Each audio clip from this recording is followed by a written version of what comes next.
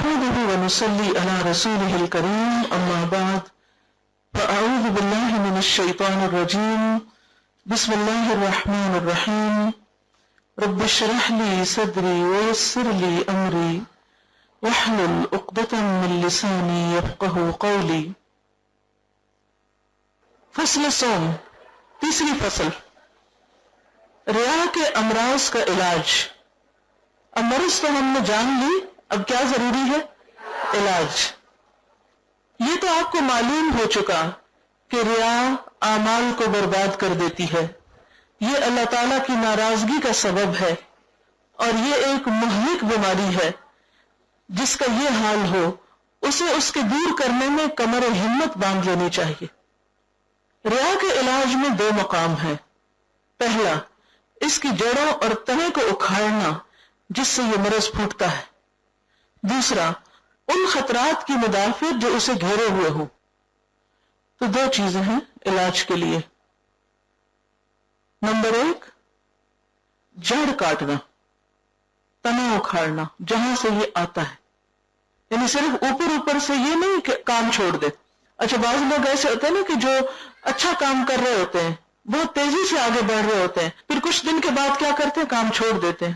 اگر ان سے پوچھو کیوں چھوڑا تو کیا جواب دیتے ہیں؟ ہمیں ریاکاری کا ڈر ہے. تو بہتر ہے کہ ہم کام ہی نہ کریں. کیا یہ علاج ہے؟ کیا نیکی چھوڑ دینی چاہیے؟ اچھے کام چھوڑ دینے چاہیے صرف اس لیے کہ ریاکاری نہ ہو جائے؟ کیا کرنا چاہیے؟ نیکی نہ چھوڑے، ریاکاری چھوڑے، اور ریاکاری چھوڑنے کے لیے اس کا علاج کرے. اور علاج میں صرف اوپر سے نہیں، اندر سے جڑیں کاٹے. واضح بات؟ آئندہ تو نہیں کہیں گے کہ ہم اب یہ نہیں کر رہے کیونکہ ہم کو ریا سے ڈر لگتا ہے، کیونکہ اس طرح تو نیکی میں پیچھے رہ جائیں گے. اور شیطان ہمیں یہ بہت خیال دلاتا ہے کوئی فائدہ نہیں تمہارا یہ سب کچھ کرنے کا، بیکار ہے جو تم اتنی بھاگ دوڑ کر رہی ہو، کیونکہ یہ سب دکھاوا ہے، تمہیں کچھ نہیں ملے گا، لہذا بہتر ہے کچھ اور کام کرو. یہ حل نہیں ہے. جو کام کرنے ہیں وہ تو کرنے ہیں، لیکن ساتھ ساتھ اپنی خرابیوں کی اصلاح بھی کرتے جانا ہے. اور اصلاح کے لیے پہلا تو جڑ اکھاڑنا. دوسرا، ان خطرات کی مدافعت جو اسے گھیرے ہوئے ہوں، یعنی ان خطروں کو دور کرنا کہ جس سے انسان کے ریاکاری میں پڑنے کا اندیشہ ہو، وہ وجہ دور کر دینا. معلوم ہونا چاہیے کہ ریا کی جڑ جاہ و منزلت کی محبت ہے. ریاکاری کیوں آتی ہے؟ کیونکہ انسان مقام اور مرتبہ چاہتا ہے. اگر اس کی تفصیل بیان کی جائے تو اس کے 3 اصول ہیں، اور وہ ہیں تعریف کی لذت، مذمت کی تکلیف، اور جو لوگوں کے پاس ہے اس کی طمع. 3 چیزیں بنیاد ہیں. کیا؟ پڑھیے، بولیے.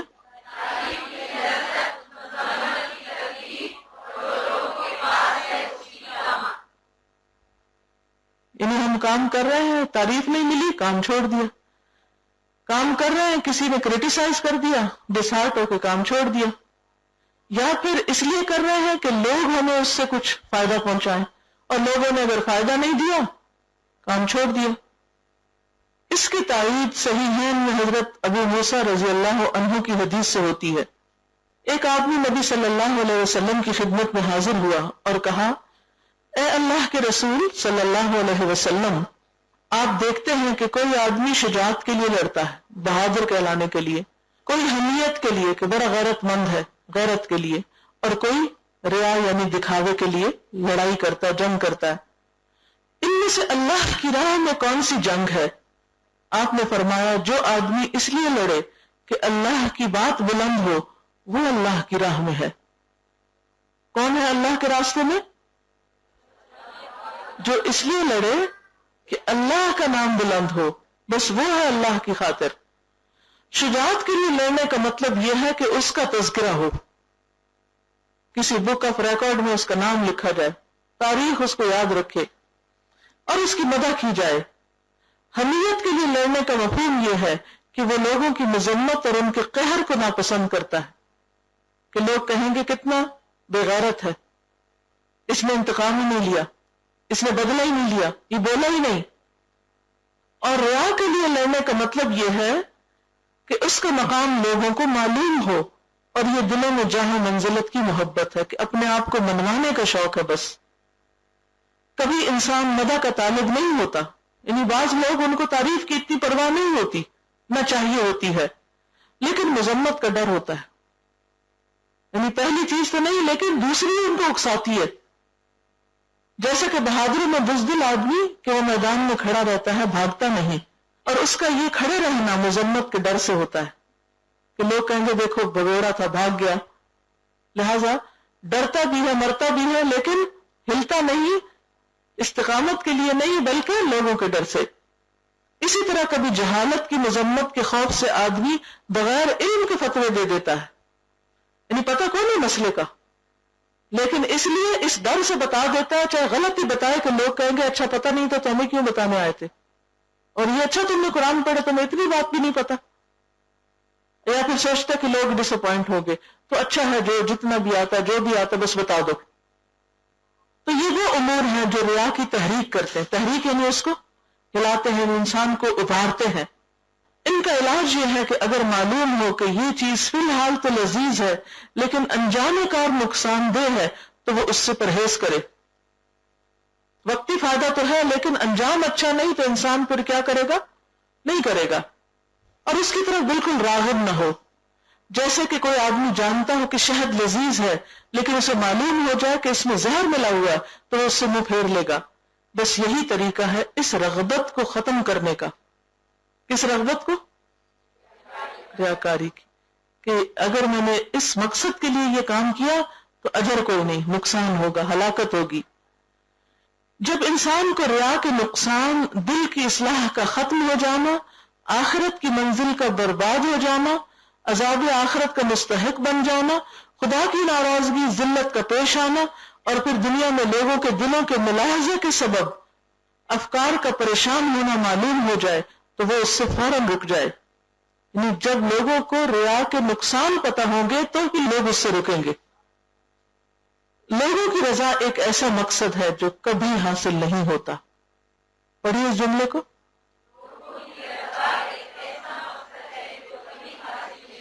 کبھی لوگ راضی ہوئے؟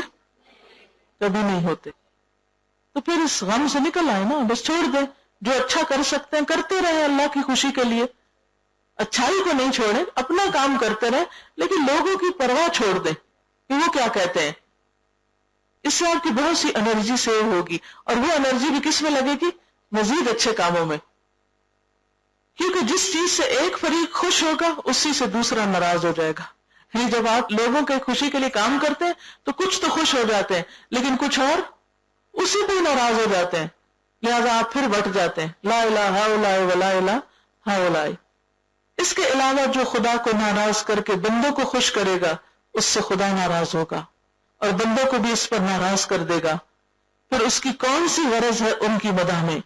یقیناً یہ نادانی ہے کہ انسان مخلوق کو خوش کرنے کے لیے اللہ تعالیٰ کو ناراض کرے. انتہائی حماقت کی بات ہے، بے وقوفی کی بات ہے کہ اللہ کو ناراض کر کے بندوں کو خوش کرتا پھر انسان.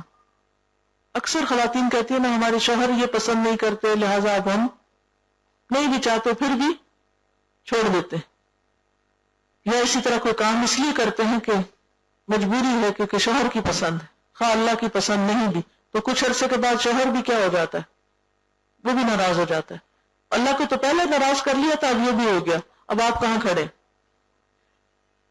یقیناً یہ نادانی ہے کہ انسان مخلوق کو خوش کرنے کے لیے اللہ تعالیٰ کو ناراض کرے کہ نہ تو ان کی مدح کی وجہ سے اس کا رزق بڑھ سکتا ہے اور نہ عمر، اور نہ وہ اس فقر و فاقے کے دن سے اسے نفع دے سکتے ہیں.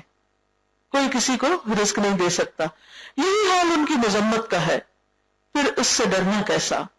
نہ تو ان کی مذمت اس کا کچھ نقصان کر سکتی ہے، نہ اس کی عمر گھٹا سکتی ہے، نہ اس کا رزق پیچھے ڈال سکتی ہے، کیونکہ بندے سب عاجز ہیں، وہ تو اپنے ذاتی نفع نقصان کے بھی مالک نہیں. اب آپ پڑھیں. جب یہ باتیں ان کے دل میں بیٹھ جائیں گی تو ریا سے اس کی رغبت منقطع ہو جائے گی اور اپنے دل سے اللہ کی طرف متوجہ ہو جائے گا، کیونکہ عقل مند آدمی اس چیز کی رغبت نہیں کرتا جس کا نقصان زیادہ اور نفع کم ہو. یعنی آپ ایسا تو نہیں کرتے نا کہ کوئی چیز کم دام پہ بیچ دیں جبکہ آپ کو دوسرا شخص زیادہ دام دے رہا. مثلا آپ نے اپنا گھر سیل پہ لگایا, 2 پارٹیاں آئیں, ایک کم پیسے دیتا ہے دوسرا زیادہ دیتا ہے, آپ کس کو بیچیں گے؟ عقل کی بات ہے نا, زیادہ والے کو دیں گے. لیکن جب نیک عمل ہوتا ہے تو ہم کیوں کم پہ راضی ہو جاتے ہیں, بندوں کے فائدوں کے پیچھے چل پڑتے ہیں اور بھول جاتے ہیں کہ اللہ بڑی زیادہ جزا دینے والا ہے. تو یہ عقل مندی کی بات نہیں کہ انسان بڑے فائدے کو چھوڑ کے چھوٹے پہ راضی ہو جائے. لوگوں کے ہاتھ کی چیز کی طمع بھی ایک برائی ہے. اس کا ازالہ اس سے ہوگا کہ وہ جان لے کہ دینے اور نہ دینے میں دلوں کو مسخر کرنے والا صرف اللہ تعالی ہے, اس کے سوا کوئی رازق نہیں. جو مخلوق سے طمع رکھے گا وہ ذلیل بھی ہوگا اور بے مراد بھی, اور اگر مراد حاصل ہو بھی جائے تو احسان مندی اور ذلت سے نہیں بچے گا. پھر جھوٹی امید اور وہم فاسد کے سبب وہ چیز کیسے چھوڑی جا سکتی ہے جو اللہ تعالیٰ کے پاس ہے. اس سے کیا پتہ چلتا ہے کہ جو لوگوں کے پاس ہے انسان اس کا لالچ نہ رکھے, کیونکہ عموماً لوگ لوگوں کی نظروں میں کیوں اچھا بننا چاہتے ہیں کہ ان سے فائدے حاصل کر سکیں. تو جب آپ کے دل میں ایسی کوئی بات آئے کہ میں اپنا مقام اس کی نگاہ میں بڑھاؤں تاکہ وہ مجھے کچھ دے, تو اس سے بھی فوراً باز آئے. کیوں؟ اس لیے کہ وہ بیچارہ تو خود بھی اس چیز کا مالک نہیں جو وقتی طور پر اس کے ہاتھ پہ. تو ہو سکتا ہے کہ اس سے پہلے کہ وہ آپ کو دے وہ خود ہی چل بسے, یا وہ چیز اس کے ہاتھ سے بھی جائے, تو پھر اس کے لیے کام کرنے کا فائدہ ہی کیا. اور اگر ایسا نہ ہو, مثلا ہم نے کسی کو خوش کرنے کے لیے کام کیا اور وہ خوش ہو گیا اور خوش ہو کر اس نے ہمیں کچھ دے بھی دیا, تو بھی کیا ہے, اس کا مسخر کرنے والا اللہ ہے. پھر بھی شکر گزاری اللہ کی ہونی چاہیے, اسی کو راضی کرنا چاہیے, کیونکہ جو مخلوق سے طمع رکھتا وہ ذلیل ہوتا ہے, اور اگر ذلیل نہ بھی ہو تو بھی جو احسان ہوتا ہے کسی کا اس کی وجہ سے وہ پست ہوتا ہے. فائدہ مند دوا یہ ہے کہ اپنے نفس کو عبادت چھپانے کی عادت ڈالے اور اس کے آگے یوں دروازے بند کر دے جیسا کہ برائی کے وقت دروازے بند کرتا ہے. ریا میں اعمال چھپانے کے علاوہ اور کوئی دوا اتنی مفید نہیں. جی یہ جو ہے نا جملہ, اس کو آپ انڈر لائن کر لیں. کون سا؟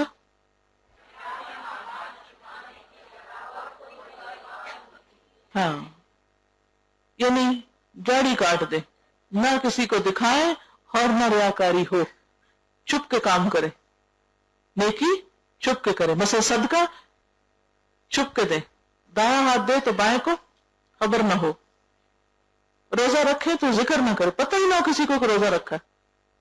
اسی طرح باقی بھی نیک کام ہے.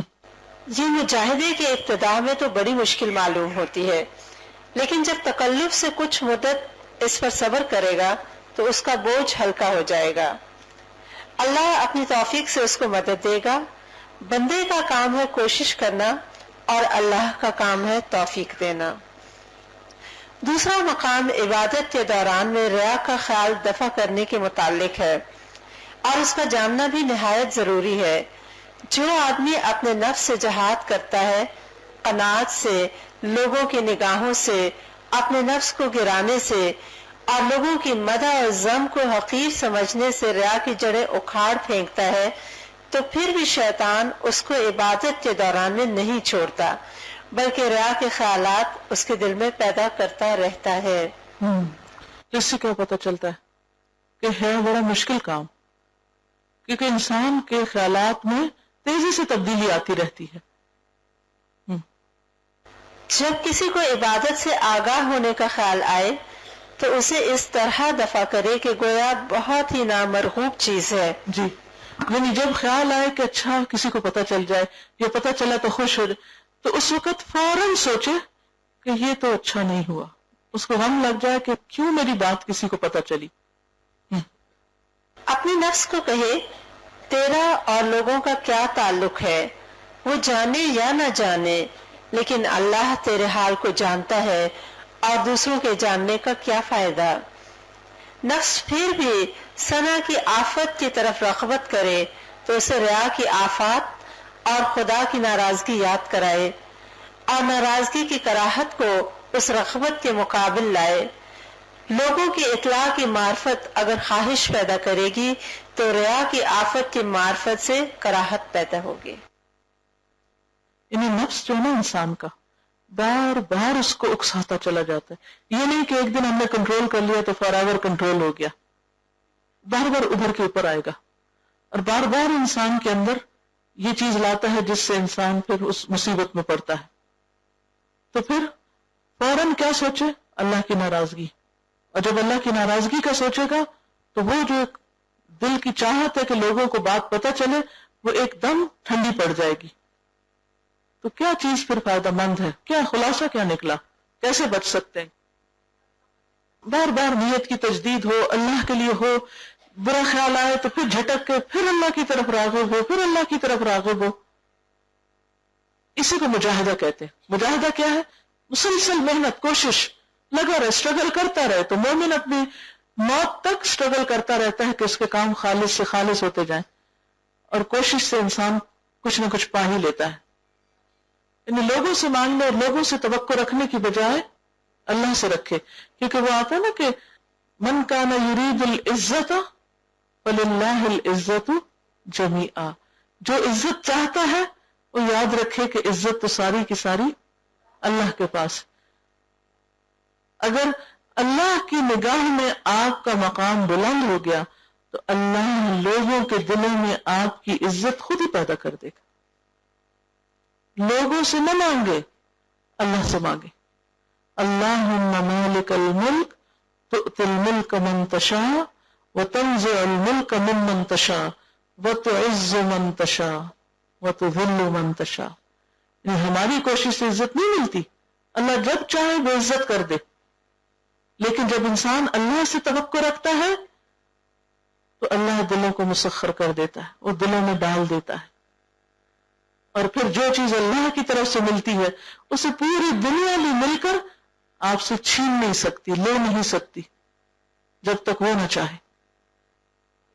जी, इनका सवाल यह है कि तरगीब कैसे दे अपने आप को कि सब कुछ छुपा के किया जाए, आखिरत की जजा और उसका शौक। जैसे एक जंग में एक सहाबी थे तो वो बढ़ते जा रहे थे जंग के मैदान की तरफ, ये कहते हुए कि मुझे उहद के पार जन्नत की खुशबू आ रही।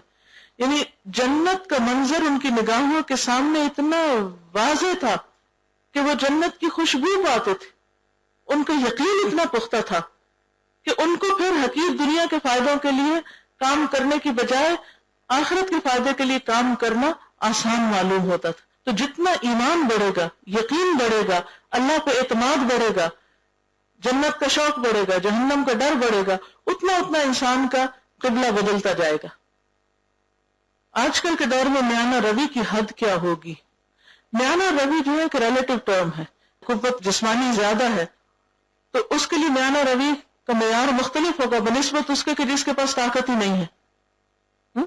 तो खा इबादत में इतदाल हो या किसी भी चीज में, किसी भी काम के करने में, कुछ लोग बहुत फास्ट स्पीड पे काम करते हैं, जल्दी काम कर लेते हैं, उनके लिए म्याना रवि और होगी, और कुछ बहुत आहिस्ता आहिस्ता करते हैं, उनके लिए कुछ और होगी।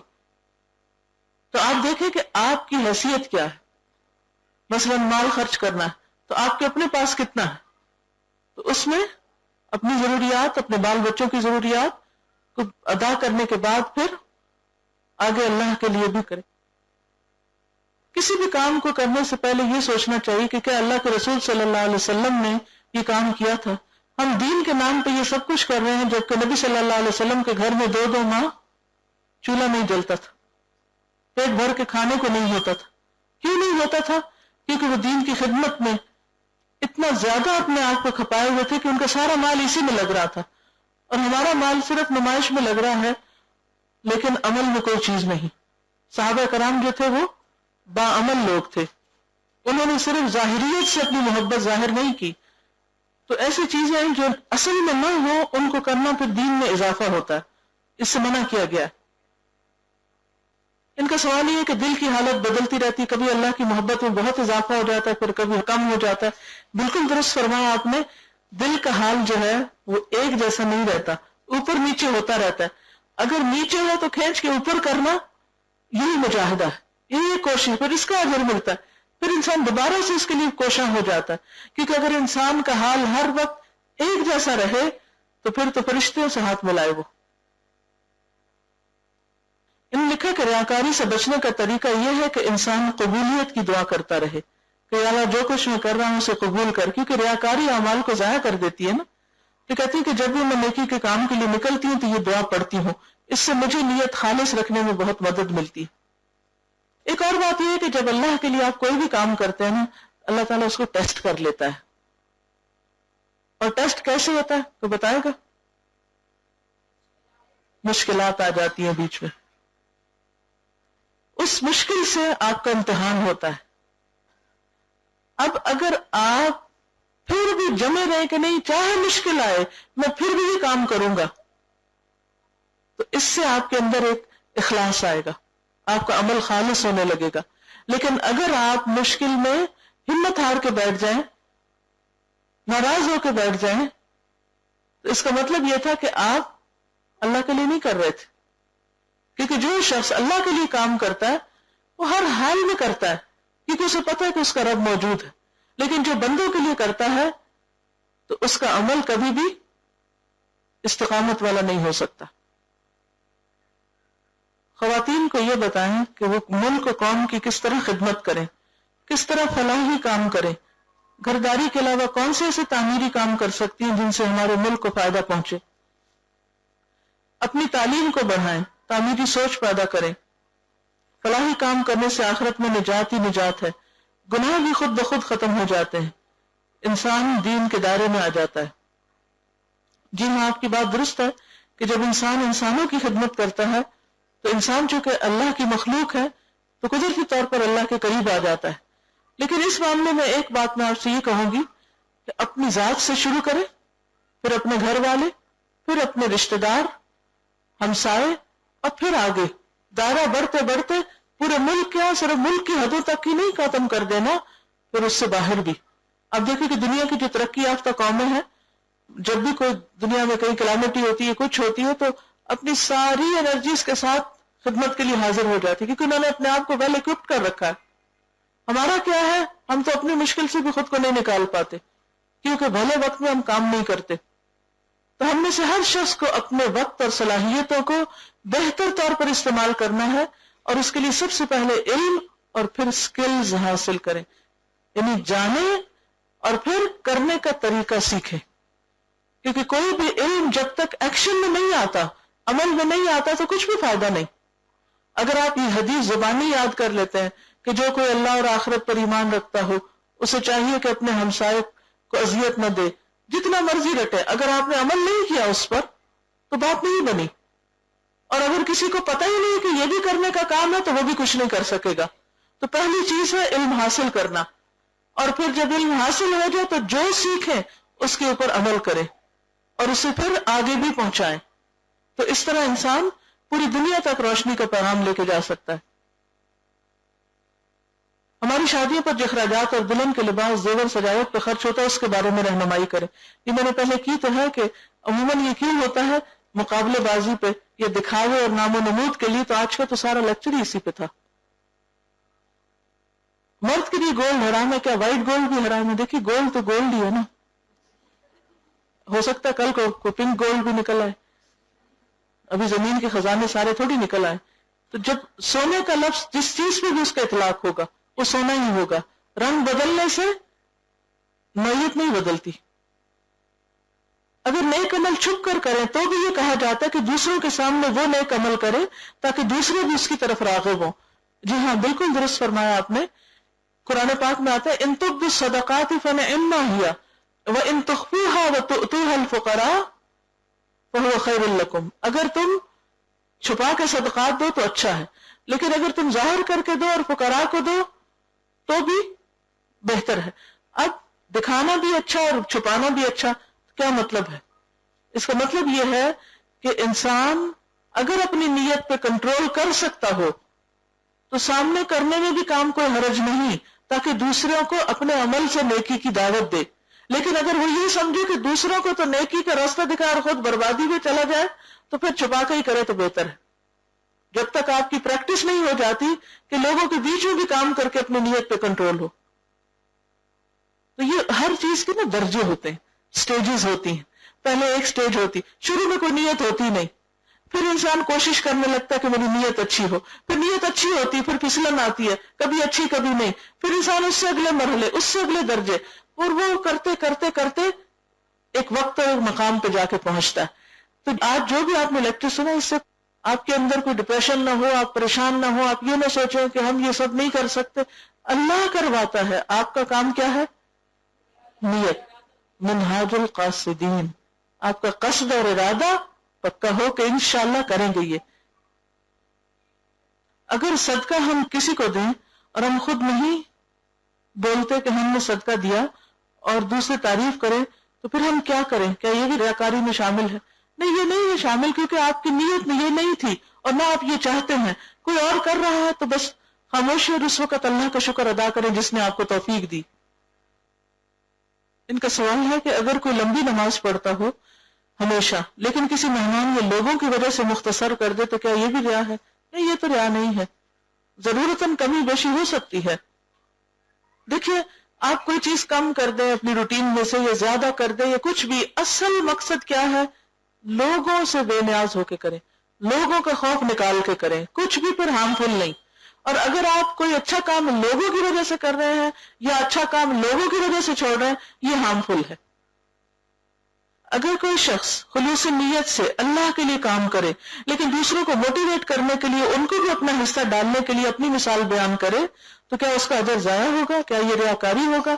نہیں. اگر اس لیے کر رہا ہے کہ لوگ بھی نیکی کا کام کریں، اور اس لیے نہیں کہ لوگ مجھے مانے، دیکھو میں نے کیا کیا کیا، اپنے آپ کو نمایاں کرنے کے لیے نہیں، اللہ کے دین کی بڑائی کے لیے کوئی اگر اپنی مثال یا کسی کی مثال دے دیتا تو اس میں قباحت نہیں. لیکن پھر یاد رکھے کہ کہیں ایسا نہ ہو کہ لوگ اتنی تعریفیں شروع کر دیں کہ آپ پھول اٹھے، تو وہ نقصان دہ ہوگا. یہ بھی شیطان کا ایک وار ہوتا ہے نیکی سے روکنے کا، کہ وہ کہتا ہے دیکھو مت کرو یہ کام ورنہ تمہاری ریاکاری ہو جائے گی اور لوگ کہیں گے تم بڑے اچھے ہو. تو کوئی ضرورت نہیں لوگوں کی نظروں میں اچھا بننے کی، بس اللہ کی نظر میں بننا کافی ہے، اس لیے یہ مت کرو. تو وہ شیطانی وسوسے کو بھی ڈیٹیکٹ کرے کہ یہ کہاں سے بات آ رہی ہے. آپ اس موقع پہ کہیں کہ میں اللہ کی پناہ مانگتی ہوں اس شیطان کے وسوسے سے، جو میری ڈیوٹی ہے، جو مجھے کرنا ہے وہ تو مجھے کرنا ہے، اور باقی میں اپنے نفس کی کمزوری اور شر کے مقابلے میں اللہ کی مدد چاہتی ہوں. تو انشاءاللہ اللہ تعالیٰ مدد بھی فرمائیں گے. لیکن کسی بھی حال اور کسی بھی قیمت پر نیکی کا کام نہ چھوڑے. سلف کہا کرتے تھے، یعنی بزرگ کہا کرتے تھے کہ جب ہم نے دین کا علم سیکھنا شروع کیا تو ہمارے پاس کوئی نیت نہیں تھی، بس ایسے ہی شروع کر لیا، پتہ ہی نہیں تھا کہ نیت کیا ہوتی ہے. لیکن جب ہم نے علم حاصل کیا تو اللہ نے نیت بھی دے دی. بعض اوقات آپ ایک نیک کام شروع کرتے ہیں تو اس نیکی کے کام کی برکت کی وجہ سے اللہ تعالیٰ آپ کو اچھی نیت بھی عطا کر دیتا ہے. تو ہر حال میں فاستبقوا فی الخیرات، نیکیوں کے کام میں آگے سے آگے بڑھتے چلے جاؤ، کوئی چیز اس میں بیریئر نہ بنے. وہ پھر سب شیطان کی طرف سے ہوگا، چاہے کسی اچھے خیال سے ہی وہ آپ کر رہے ہوں. اس کے ساتھ ہی کچھ دعا کرتے ہیں اور پھر اجازت چاہوں گی. سبحان اللہ والحمد للہ ولا الہ الا اللہ واللہ اکبر ولا حول ولا قوة الا باللہ العلی العظیم. اللہم صل علی محمد وعلی آل محمد كما صلیت علی ابراہیم وعلی آل ابراہیم انک حمید مجید. اللہم بارک علی محمد وعلی آل محمد كما باركت على إبراهيم وعلى آل إبراهيم إنك حميد مجيد. ربنا آتنا في الدنيا حسنة وفي الآخرة حسنة وقنا عذاب النار. ربنا لا تزغ قلوبنا بعد إذ هديتنا وهب لنا من لدنك رحمة إنك أنت الوهاب. ربنا هب لنا من أزواجنا وذرياتنا قرة أعين واجعلنا للمتقين إماما. يا حي يا قيوم برحمتك نستغيث لا إله إلا أنت سبحانك إني كنت من الظالمين. لا حول ولا قوة إلا بالله. لا إله إلا الله. لا نعبد إلا إياه. له النعمة وله الفضل وله الثناء الحسن. لا إله إلا الله مخلصين له الدين ولو كره الكافرون. لا حول ولا قوة إلا بالله العلي العظيم. اللهم إنا نسألك من الخير كله عاجله وآجله ما علمنا منه وما لم نعلم، ونعوذ بك من الشر كله عاجله وآجله ما علمنا منه وما لم نعلم. اللهم إنا نعوذ بك من جهد البلاء ودرك الشقاء وسوء القضاء وشماتة الأعداء. اللهم إنا نسألك العافية في الدنيا والآخرة. اللهم إنا نسألك العفو والعافية في ديننا ودنيانا وأهلنا ومالنا. اللهم استر عوراتنا وآمن روعاتنا. اللهم احفظنا من بين أيدينا ومن خلفنا وعن أيماننا وعن شمائلنا، ونعوذ بعظمتك أن نغتال من تحتنا. یا حی یا قیوم برحمتک نستغیث. یا اللہ پاک تو ہم سب پر اپنی رحمت نازل فرما. یا اللہ تو ہمارے دلوں کی بیماریاں دور کر دے، ہماری نیتوں کو اپنے لیے خالص کر لے، ہمیں ریاکاریوں پر قابو پانے کی توفیق دے، اپنے دین کو پھیلانے کی توفیق دے. یا اللہ ہم دوسروں کے لیے خیر و بھلائی کا ذریعہ بن جائیں، تو دوسروں کو ہماری ذات کے شر سے محفوظ رکھ. یا اللہ تو ہمارے کاموں کو اپنے لیے خالص کر لے. یا اللہ تو دین کو دن دگنی اور رات چگنی ترقی عطا فرما. اللہ تو ہمارے ملک کی حفاظت فرما. یا رب العالمین تو اس قوم کو بہتر مستقبل عطا فرما. یا اللہ ہم پوری دنیا میں اسلام کے بہترین نمائندے بن جائیں. ہمارے باہمی اختلافات دور کر دے، باہمی قتل و غارت دور کر دے. یا اللہ ہمیں ایک دوسرے کا احترام کرنے کی توفیق دے. یا اللہ ہمارے دلوں کو بڑا کر دے، ہمیں ایک دوسرے کو معاف کرنے کی توفیق دے. یا اللہ ہمارے دلوں میں دوسروں کے لیے وسعت پیدا کر دے. یا اللہ تو ہمارے کوتاہیوں سے درگزر فرما، ہمارے قصور معاف فرما دے. یا اللہ ہمارے گناہ معاف کر دے. یا اللہ تو ہمارے رزق میں برکت پیدا کر دے، ہماری عمر میں برکت پیدا کر دے، ہمیں زیادہ سے زیادہ نیک کاموں کی توفیق دے دے. قرآن کو ہمارے سینوں کا نور اور دلوں کی بہار بنا دے. یا رب العالمین تو ہم سب کو اپنی رحمت سے ڈھانپ لے. یا رب العالمین جو بیمار ہیں انہیں صحت عطا فرما. یا اللہ جو پریشان ہیں ان کی پریشانی دور فرما. اللہ ہماری اولادوں کو فرما بردار بنا. اللہ ان کو ہدایت دے، ہماری نسلوں میں ایمان کو باقی رکھ. یا رب العالمین جو لوگ بھٹکے ہوئے انہیں راستہ دکھا. یا اللہ تو ہمیں حرام سے بچا کر حلال عطا فرما. اللہ تو ہمیں حلال طریقے اور ذریعے عطا فرما. یا رب العالمین جتنی بھی بہنیں آئی ہیں ان کے دلوں میں جو نیک دعائیں اور تمنائیں ہیں ان کو پورا فرما. یا اللہ ہم میں سے کوئی بھی اس مجلس سے محروم نہ جائے. یا اللہ تو ہم سب کو دنیا اور آخرت کی بھلائی نصیب فرما اور تو ہمیں بخش دے. اللہ تو ہمیں بخش دے. اللہ تو ہمیں بخش دے. اللہ تو ہمارے گناہ معاف کر دے. یا اللہ تو ہماری دعاؤں کو قبول فرما لے. یا رب العالمین تو ہم سب کو اپنی خاص رحمت سے ڈھانپ لے.